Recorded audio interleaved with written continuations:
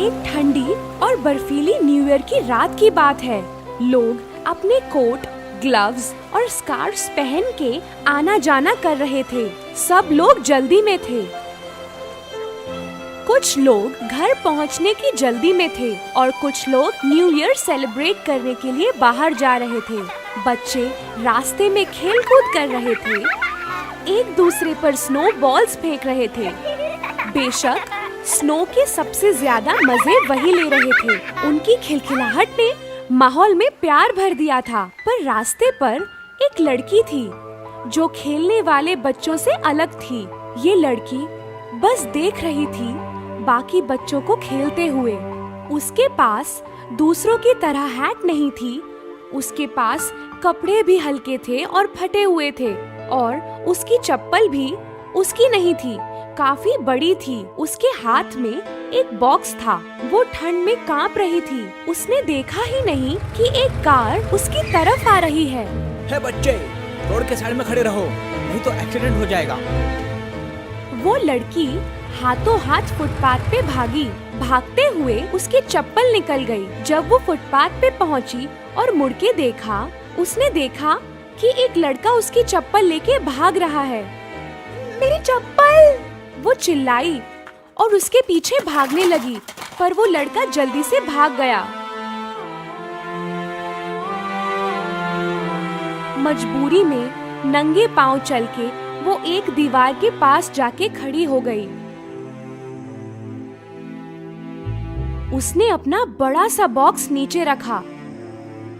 वो माचिस की डिब्बियों से भरे बॉक्स को देख रही थी। ठंड से उसकी आंखें नम हो गई थीं।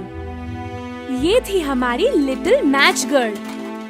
पर उस दिन एक भी माचिस की डिब्बियां नहीं बेच पाई। अगर वो कुछ माचिस की डिब्बियां बेचकर कमाई कर ले तो घर जाके अपनी माँ के साथ गरम खाना खा सकती थी। तभी वो चिल्लाने लगी, माचिस, माचिस, कोई ले लो एक डिब्बिया माचिस। किसी ने उसकी तरफ मुड़ के भी नहीं देखा, तो वो अपनी जगह बैठ गई। उसकी उंगलियां ठंड में दर्द करने लगी। उससे अब दर्द सहन नहीं हो पा रहा था और किसी तरह थोड़ी गर्मी चाहिए थी। उसने माचिस की डिब्बी से एक तीली निकाली। उसकी उंगलियां सुन्न पड़ गई थीं। बड़ी मुश्किल से उसने तीली पकड़ी। अपने कांपते हाथों से उसने माचिस की तीली दीवार से जलाई और आग की रोशनी ने उसे खुश कर दिया। उस बेचारी ने तीली को दोनों हाथों में लिया। अब उसकी उंगलियों को आराम मिला। आग को देखते हुए वो सपने में चली गई। उसने अपने आप को एक जलते हुए स्टोव के सामने पाया। वो एक बड़े से स्टोव के आगे एक सुंदर से कमरे में बैठी हुई थी। उसने एक गरम स्वेटर, फर के बूट्स और सर पर गरम टोपी पहने हुए थे। इतनी गर्मी थी कि उसे पसीना आने लगा। पर अचानक माचिस की तीली बुझ गई। तीली बुझते ही उसका सपना भी गायब हो गया। उसकी उंगलियां फिर से ठंडी में दुखने लगी, तो उसने एक और तीली जलाई।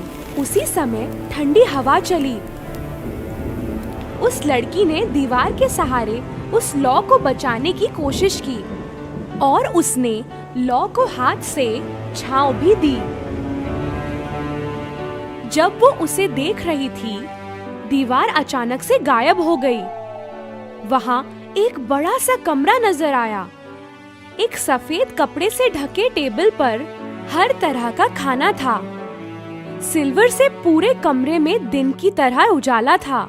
वो टेबल तो देखती रही और देखा कि टेबल के बीच में एक बड़ा सा सुंदर सा ग्रिल्ड मीट का टुकड़ा पड़ा है।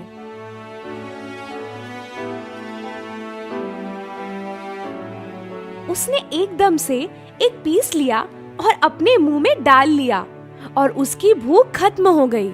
वो एक और टुकड़ा लेना चाहती थी मीट का। वो लेने लगी, मगर माचिस की तीली जो उसके हाथ में थी वो बहुत जल्दी बुझ गई। बेचारी लड़की का हाथ जल गया। आह! और उसने वो तीली फेंक दी। जैसे ही उसने तीली फेंकी और दीवार फिर से आ गई। लिटिल मैच गर्ल ने एक और तीली जलाई। अब की बार उसे और भी बड़ा सा सपना दिखा। एक खूबसूरत सी जगह पे बड़े से चांद के साथ वो एक पेड़ के नीचे सफेद कपड़ों में बैठी थी। रात थी पर ठंड नहीं थी।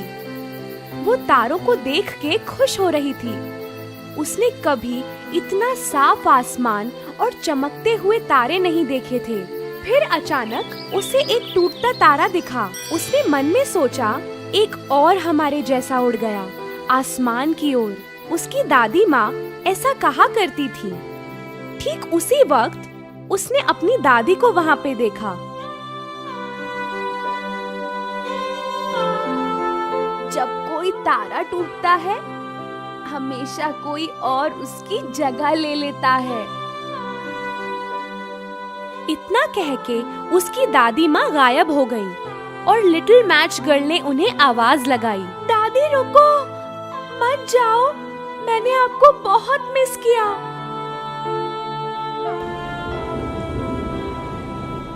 अपनी दादी को फिर से एक बार देखने के लिए उसने एक माचिस की तीली जलाई। वो भूल गई कि वो कैसे ठंड से कांप रही थी और फिर से अपना सपना देखने लगी। हर बार जब वो माचिस की तीली जलाती, उसे ऐसा लगता कि वो दादी को देख रही है। उसने एक और तीली जलाई। उसके आसपास दिन जैसा उजाला हो गया। उसे अपनी दादी बहुत सुंदर लग रही थी।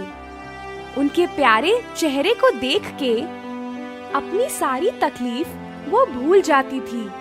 ये लम्हा कभी खत्म ना हो जाए, इसलिए उसने आखिरी माचिस की तीली भी जला दी। उसकी दादी माँ फिर से उसके सामने आई। उन्होंने अपने हाथ में लिटिल मैच गर्ल का हाथ थामा और वो दोनों आसमान में उड़ने लगी एक साथ। लिटिल गर्ल को बहुत राहत महसूस हुई। अब ना ठंड थी और ना भूख थी। ठीक उसी समय एक और तारा टूटा।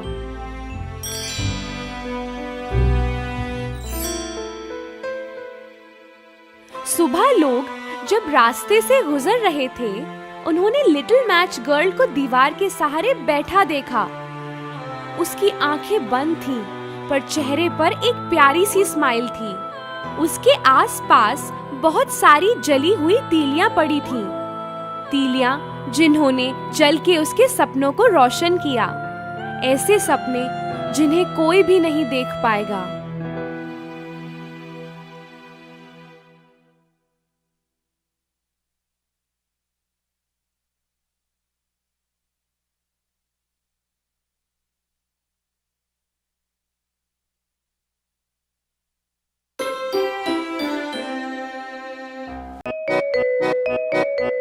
वो नए साल की शाम थी और चारों तरफ बर्फ गिर रही थी। स्टालबाम फैमिली का घर बहुत ही सुंदर तरीके से सजाया हुआ था। रंग बिरंगी चमकती हुई सजावट और जगमगाती रोशनी से भरा एक बड़ा सा क्रिसमस ट्री। अचानक दरवाजे पर किसी के खटखटाने की आवाज आई। क्लैरा, जो घर में सबसे छोटी थी, दरवाजे की तरफ बड़े ही खुशी से दौड़ पड़ी और उसने दरवाजा खोला। अंकल ड्रॉसलमेयर अपने साथ खूब सारे तोहफे लेकर आए थे। जब क्लैरा ने अपने चहीते अंकल को इतने सारे तोहफों के साथ देखा तो वो बहुत ही खुश हुई। क्लैरा अपना तोहफा लेने के लिए आधी रात तक इंतजार नहीं कर सकती थी। उसे वो तोहफा तुरंत ही चाहिए था। अंकल ड्रॉसलमेयर क्लैरा को नाराज नहीं करना चाहते थे, इसलिए उन्होंने उसे तोहफा दिया। बहुत ही उत्सुकता से क्लैरा ने अपना तोहफा खोला। ये बाकी तोहफों के मुकाबले सबसे दिलचस्प तोहफा था। उसके अंकल का तोहफा एक मजेदार चेहरे वाला नट क्रैकर था, जिसकी लाल नाक और पतली मूछें थी। क्लैरा को ऐसा खिलौना पहले कभी नहीं मिला था। ये नट क्रैकर खिलौना उसे बहुत पसंद आया। वो उस खिलौने के साथ खेलने लगी और नाचने भी।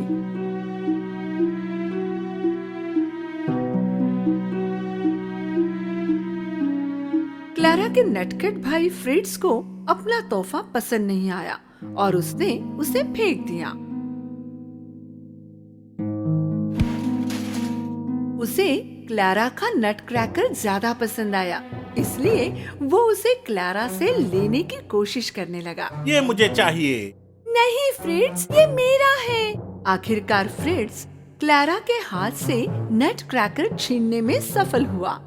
हे फ्रिट्ज, मुझे मेरा खिलौना वापस कर दो। तुम जाकर अपने खिलौने से खेलो। मुझे वो चूहा बिल्कुल पसंद नहीं। ये नट क्रैकर मेरा है। प्लीज फ्रिट्ज, मुझे नट क्रैकर वापस दे दो। ये ले लो। जब क्लारा नट क्रैकर को लेने फ्रिट्ज के नजदीक गई, उसने देखा उस नट क्रैकर का एक हाथ टूटकर जमीन पर पड़ा था। क्लारा बहुत ही उदास हो गई और रोने लगी।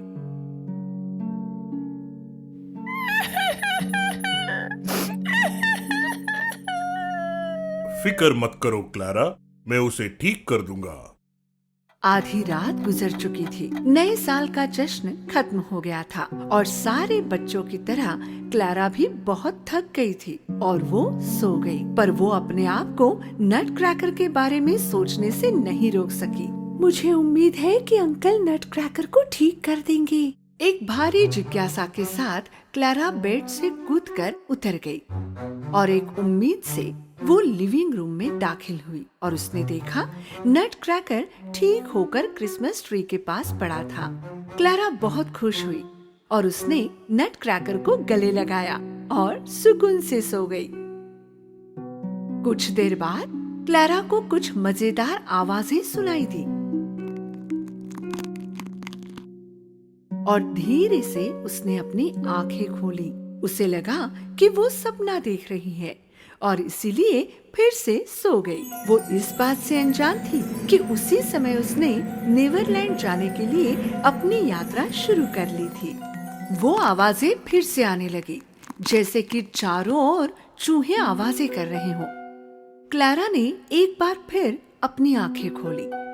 घर का सारा फर्नीचर अब काफी बड़ा लगने लगा। क्रिसमस ट्री जहाँ पर वो सो रही थी अब एक विशाल पेड़ लग रहा था। क्लारा अब पूरी तरह से जग गई और उसी वक्त उसे एक एहसास हुआ कि सारी चीजें बड़ी नहीं हो रही थी, बल्कि वो खुद सिकुड़ गई थी।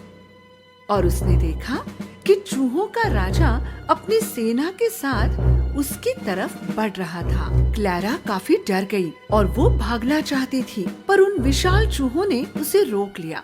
उन्होंने क्लारा को घेर लिया और धीरे धीरे उसकी तरफ बढ़ने लगे। उसी वक्त नट क्रैकर भी जिंदा हो गया। तुम यहाँ क्यों खड़ी हो क्लारा? हम उस पेड़ पर चढ़कर यहाँ से भाग सकते हैं। क्लारा और नट क्रैकर पेड़ पर चढ़ गए और ऊपरी मंजिल पर कूदकर पहुंच गए। हम भागकर कहाँ जाएंगे? ये तुम्हारा घर है और तुम्हें ही पता होगी कोई ऐसी जगह जहाँ चूहे तुम्हें ढूंढ नहीं सकते। क्लारा भाग रही थी और नट क्रैकर कहीं नजर नहीं आ रहा था। चूहे घर के चारों ओर फैल गए थे और वो क्लारा को ढूंढ रहे थे। तभी नट क्रैकर एक खिलौने की दुकान पर पहुंचा। उसने देखा कि काफी सारे छोटे सैनिक खिड़की की तरफ बैठे हुए थे। उसने एक पत्थर उठाया और खिड़की के शीशे को तोड़ दिया। हे गाइस, तुम लोग यहाँ कर क्या रहे हो? मेरी दोस्त क्लारा मुसीबत में है। चूहों का राजा अपनी सेना के साथ उसे पकड़ने की कोशिश कर रहा है। अचानक वहाँ सारे सैनिक जिंदा हो गए और खिड़की के बाहर कूदकर नट क्रैकर के पीछे दौड़ने लगे। जब नट क्रैकर घर में वापस आया तो जैसे वहाँ जंग छिड़ गई थी। चूहों ने सारा घर उथल पुथल कर दिया था।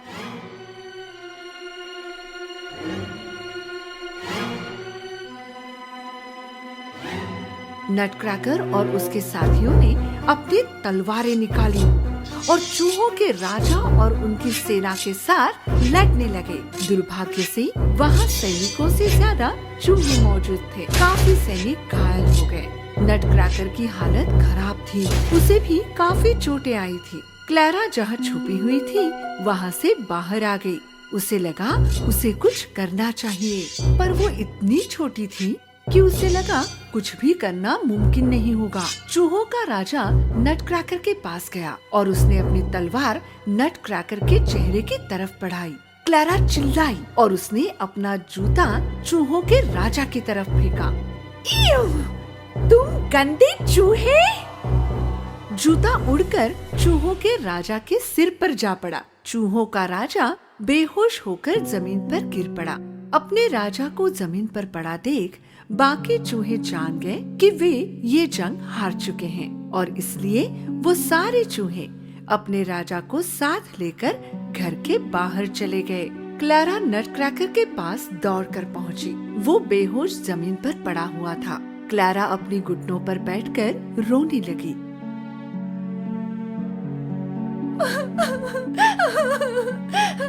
नटक्रैकर उठ जाओ। अचानक एक परी क्लैरा के पीछे प्रकट हुई। अपने नीले कपड़े, पंख और लॉलीपॉप जैसी जादुई छड़ी के साथ वो परी बहुत ही सुंदर लग रही थी। परी क्लैरा को रोते हुए नहीं देख पा रही थी और इसलिए उसने अपने जादू का इस्तेमाल किया और ठीक उसी वक्त नटक्रैकर एक सुंदर राजकुमार में तब्दील हुआ। क्लैरा ने पाया कि वो विस्मय और खुशी के साथ राजकुमार की तरफ देख रही है।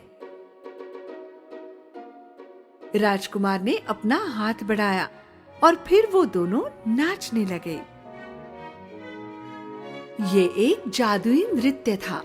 क्लैरा को ये एहसास हुआ कि वो हवा में उड़ रही थी।